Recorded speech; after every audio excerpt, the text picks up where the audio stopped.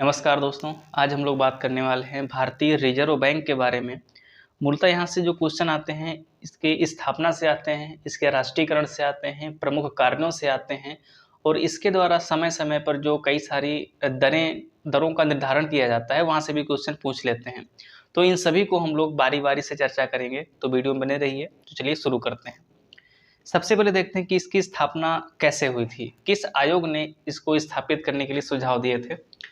तो अगर हम आरबीआई की बात करें तो आरबीआई केंद्रीय बैंक के रूप में इसकी स्थापना की संस्तुति हिल्टन यंग आयोग द्वारा दी गई थी।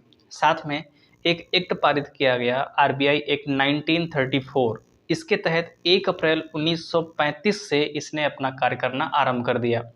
कई बार क्वेश्चन पूछा गया है कि आरबीआई की स्थापना के लिए यानी कि आरबीआई की स्थापना किस आयोग के तहत की गई थी? तो कौन सा? हिल्टन यंग आयोग। इसको रॉयल आयोग भी बोला जाता है, इसको आप याद रख लीजिए, रॉयल आयोग। ठीक है।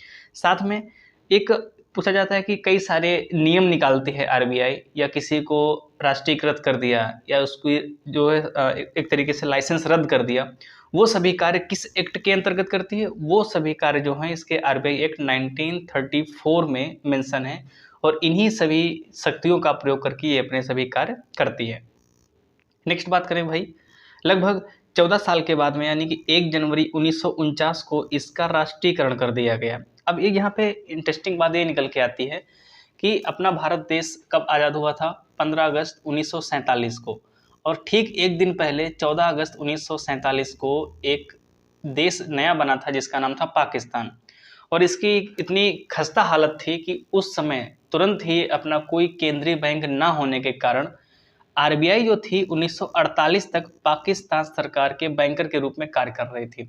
वहीं पर बात करें अगर 1935 के अधिनियम को लेकर के, जो भारत के लिए अंग्रेजों द्वारा पारित किया गया सबसे अंतिम शासन के रूप में अधिनियम था, उसके अंतर्गत एक नया देश अलग कर दिया गया था भारत क्षेत्र से, वो था बर्मा। बर्मा जो वर्तमान का म्यांमार है, उसने भी 1947 तक कोई भी अपना केंद्रीय बैंक ना बन होने के कारण क्या किया? आरबीआई 1947 तक उसका केंद्रीय बैंक के रूप में कार्य कर रही थी। तो यहाँ से क्वेश्चन पूछ सकता है आपसे कि आरबीआई किन किन देशों के केंद्रीय बैंकों के रूप में कार्य कर चुकी है? उसमें हो सकता है आप भ्रमित हो जाएं पाकिस्तान का नाम देख करके, क्योंकि आरबीआई इंडियन है। और आप ये भी दिमाग में ला सकते हैं कि भाई पाकिस्तान इंडिया की कोई भी चीज़ क्यों यूज करेगी, या भारतीय लोग पाकिस्तान के लिए सेवा क्यों करेंगे। तो इस तरीके से आप याद रखना, पाकिस्तान के लिए भी आरबीआई ने एक तरीके से केंद्रीय बैंक का काम किया है, और जो म्यांमार यानी कि जो तत्कालीन बर्मा था, उसके लिए भी आरबीआई ने अपना केंद्रीय बैंक के रूप में कार्य किया है। बात करते हैं आरबीआई के प्रथम गवर्नर के रूप में, तो ऑसबॉर्न स्मिथ है। 1 अप्रैल 1935 को सबसे पहले जो गवर्नर बनाए गए थे वो ऑसबॉर्न स्मिथ थे। वहीं पर जब इसका राष्ट्रीयकरण किया गया 1 जनवरी 1949 को, तब इसके जो गवर्नर थे वो सीडी देशमुख थे। दोनों क्वेश्चन पूछे गए हैं कि सबसे पहले गवर्नर कौन से थे, वो आपके ऑसबॉर्न स्मिथ थे। और वहीं पर इसके जब राष्ट्रीयकरण के समय में गवर्नर कौन थे, वो आपके सीडी देशमुख थे। आरबीआई का जो लेखा वर्ष है 1 अप्रैल से 30 जून तक होता है। बहुत ही महत्वपूर्ण है। क्यों महत्वपूर्ण है? अब ये कन्फ्यूजन वाला है। अगर हम बात करें न्यू ईयर की, जो पारसी नया साल है, 1 जनवरी से 31 दिसंबर तक होता है। वहीं पर अगर हम वित्त वर्ष की बात करें, फाइनेंशियल ईयर की बात करें, तो 1 अप्रैल से 31 मार्च तक होता है। अगर वहीं पर ये आपका निकल के आ गया आरबीआई का लेखा वर्ष, वो 1 जुलाई से 30 जून तक होता है। तो क्वेश्चन यहाँ से पूछ सकता है कि आरबीआई का लेखा वर्ष क्या है। अगर ऑप्शन में 1 अप्रैल से 31 मार्च देता है तो हो सकता है आप आपसे भ्रमित हो जाएं, लेकिन आपको भ्रमित नहीं होना है। वो फाइनेंशियल ईयर है, वो अलग है आपका। और जो आपका आरबीआई का लेखा वर्ष है 1 जुलाई से लगता है 30 जून तक, वो आपका अलग है। दोनों चीज़ें अलग अलग हैं, इसको आप मिक्स मत करिएगा। नेक्स्ट बात करते हैं, कुछ महत्वपूर्ण कार्य हैं आरबीआई के। यहाँ से अक्सर क्वेश्चन पूछ लिए जाते हैं। आरबीआई है जो एक तरीके से पत्र मुद्रा का निर्गमन करती है। इसके तहत 2 रुपए से लेकर के 10,000 तक के नोटों को छापा जा सकता है। अब आप सोच रहे होंगे भाई 1 रुपए का भी तो नोट आता है, उसको कौन छापता है? ये क्वेश्चन भाई एसएससी का इतना फेवरेट क्वेश्चन है, आप बता नहीं सकते। हर बार क्वेश्चन आता है, लगभग मतलब सभी एग्जाम में पूछा गया है, तो इसको आप अच्छे से याद, आप पता भी होगा कई सारे लोगों को। जो 1 रुपए का नोट है, 1 रुपए की जो करेंसी है, कागजी मुद्रा है, वो मुख्य रूप से वित्त मंत्रालय के अंतर्गत आती है। और इस क्वेश्चन यहाँ से पूछा गया है कि 1 रुपए के नोट पर किसके सिग्नेचर होते हैं, किसके हस्ताक्षर होते हैं? तो जो वित्त सचिव होता है उसके हस्ताक्षर होते हैं 1 रुपए के नोट पर। बाकी 2 से लगा करके, जैसा मैंने बताया अभी, 2 से लगा करके 10,000 रुपए के नोट पर ये इस पे किसके सिग्नेचर होंगे? जो भी आरबीआई का गवर्नर होगा उसके सिग्नेचर होंगे। ठीक है, यहाँ से आप याद रखना 1 रुपए के नोट को छोड़ करके जितने भी आगे की करेंसी है वो सभी आरबीआई जारी करती है। बाकी जो 1 रुपए की कागजी मुद्रा है वो वित्त मंत्रालय जारी करता है और इस पे किसके सिग्नेचर होते हैं? वित्त सचिव के सिग्नेचर होते हैं। ठीक है, नेक्स्ट बात करें अगर सरकार के बैंकर के रूप में तथा केंद्र और राज्य सरकारों के बैंक का कार्य करता है। अगर राज्य सरकारें भी चाहें तो अपना बैंकर आरबीआई को रख सकती हैं। साथ में बैंकों के बैंक के रूप में यह बैंकों के अंतिम ऋणदाता की भूमिका ऋणदाता की भूमिका निभाता है। क्या मतलब है इसका? भाई जो बैंक हैं, जैसे मान लीजिए कौन सी एसबीआई को छोड़ दीजिए, पीएनबी हो गई आपकी, आईडीएफसी हो गई, आईसीआई हो गई, कई सारी बैंक हैं जो भी आपके दिमाग में आ रही हूँ, वो भाई उनके पास ऐसा क्राइसिस आ गया, कुछ भी हो सकता है, कई सारे बिजनेसमैन पैसे लेके भाग जाते हैं, बहुत सारी चीज़ें हैं, या लॉस हो गया उनको, एनपीए ज़्यादा हो गया, लोन लिए लोग और वापस नहीं किए तो एनपीए के रूप में वो काउंट हो गया। तो हर जगह जाके थक जाती हैं, तो लेकिन अंतिम रूप से अगर आरबीआई के पास में जाते हैं तो उनको हो सकता है उस तरीके से सहायता मिल जाए। ये कहने का मतलब है इसका। अर्थव्यवस्था में साख नियंत्रण के लिए मौद्रिक नीति के निर्माण का कार्य करता है। देखिए जो मौद्रिक नीति है वो आरबीआई के द्वारा निर्मित की जाती है, वहीं पे जो आपकी राजकोषीय नीति है वो भारत सरकार के द्वारा वित्त मंत्रालय के अंतर्गत प्रिपेयर यानी कि तैयार की जाती है। क्वेश्चन भी पूछा जा चुका है कि राजकोषीय नीति और मौद्रिक नीति कौन कौन तैयार करता है, एक तरीके से मैचिंग में पूछा गया था क्वेश्चन, तो इसको आप याद रखिए।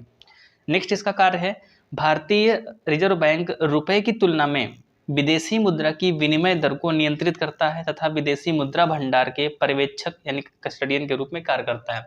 जो वर्तमान में पढ़ते हो किस तरीके से जो आपका एक तरीके से फॉरेन एक्सचेंज है भारत के पास में लगभग 600 बिलियन डॉलर के आसपास में हो गया, ये जो चीज़ें हैं वो सब आरबीआई के पास में रहती हैं। भाई कितना कलेक्शन है, क्या है, ये सब आरबीआई के पास में लेखा जोखा है और यही इस तरीके से कस्टडियन है इसका।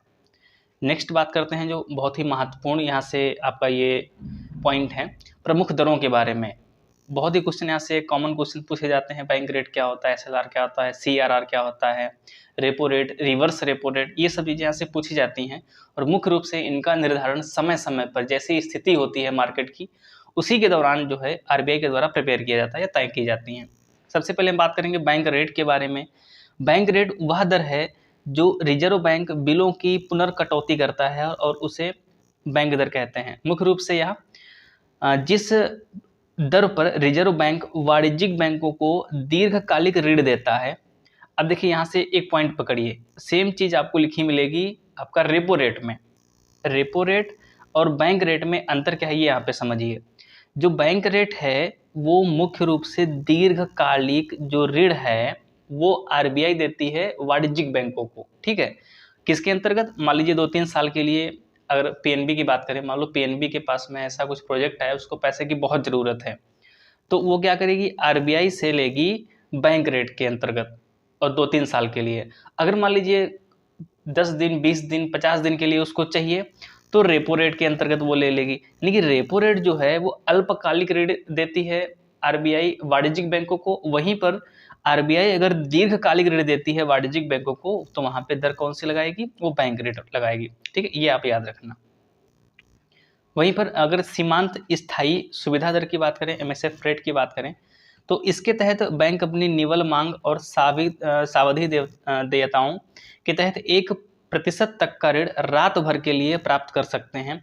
वहीं बैंक इसका उपयोग अपनी तात्कालिक जरूरतों में पूरा कर सकते हैं। क्या मतलब है इसका? मान लीजिए पीएनबी की ही अगर हम बात करें, उसको बहुत ही अर्जेंट कोई ऐसे अमाउंट की ज़रूरत पड़ गई जो इसको नेक्स्ट डे देना है, और मैक्सिमम कितना ले सकता है? अगर मान लीजिए पीएनबी की औकात 100 रुपये की है तो कितना, 1% तक, यानी कि 1 रुपया, या हालांकि कई करोड़ में इसकी जो है एक तरीके से वैल्यू है, एक समझाने के तरीके से हम आपको बता रहे हैं। 100 रुपये उसकी वैल्यू है तो 1 रुपये उसको है एक रात के लिए सीमांत स्थायी सुविधा के रूप में उसको जो है इसके अंतर्गत आरबीआई पीएनबी को दे सकती है। ठीक है, अगर हम बात करें नेक्स्ट प्रधान उधारी दर, प्राइम लैंडिंग रेट, वह न्यूनतम दर जिस पर कोई बैंक अपने सबसे विश्वसनीय ग्राहक को उधार देता है, और उधार दे दिया बाद में छोड़ के भाग गए वो, तो वो काहे में काउंट हो जाएगा, एनपीए में काउंट हो जाएगा मुख्य रूप से।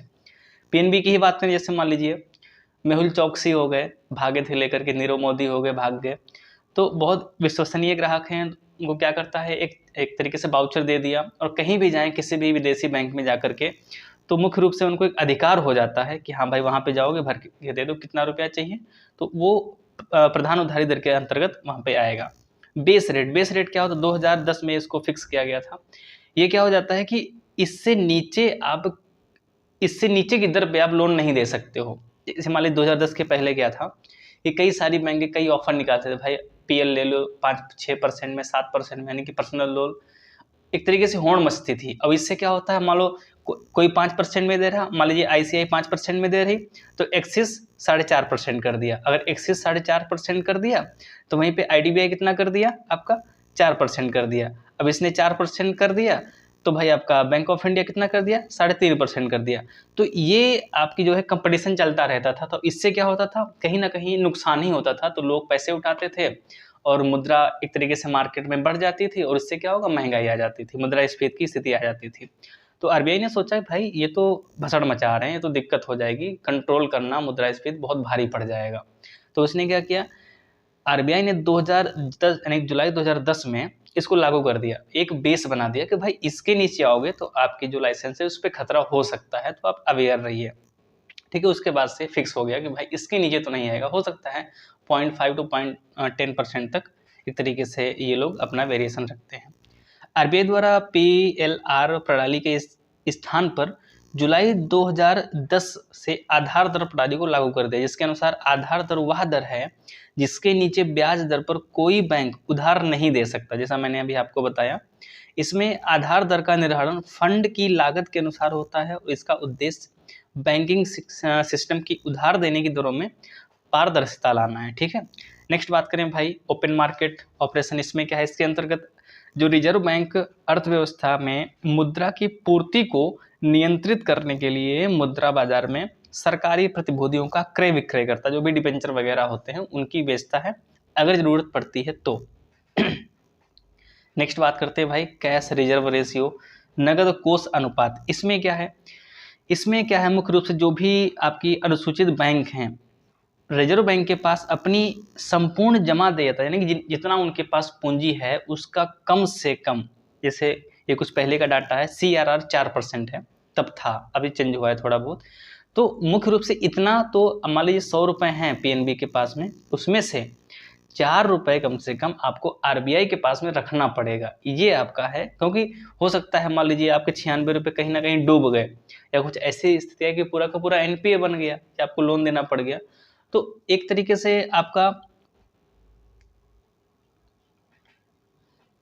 कुछ वैसी स्थितियों में ये आपका जो पैसा सुरक्षित है 4 रुपये, ये कभी ना कभी आपकी आपात स्थितियों में काम आ सके। ठीक है, वहीं पर अगर हम देखें SLR वैधानिक तरलता अनुपात, इसमें क्या होता है, मान लीजिए पीएनबी के पास में 100 रुपया है, इसका कुछ हिस्सा अपने पास हमेशा रखो, कुछ वर्तमान में शायद ये 20% के आसपास में है, लेकिन अधिकतम 40% तक आप रख सकते हो, ये आरबीआई की गाइडलाइन के अकॉर्डिंग, ये समय समय पर बदलता रहता है। ठीक है, तो इसमें क्या है, वाणिज्यिक बैंकों को अपने पास अपनी जमा का एक निर्धारित प्रतिशत, अधिकतम कितना, 40%, इससे ऊपर नहीं। अगर 100 रुपये हैं तो अधिकतम 40 रुपये तक अपने पास डिबेंचर हो गया, सोना हो गया, विदेशी मुद्रा हो गई, इन सभी के रूप में रख सकते हो। ठीक है, नेक्स्ट बात करते हैं रेपो रेट और रिवर्स रेपो रेट। जस्ट मैंने शुरुआत में पढ़ा था कि बैंक रेट क्या होता है, जो आरबीआई है वाणिज्यिक बैंकों को दीर्घकालिक ऋण देती है।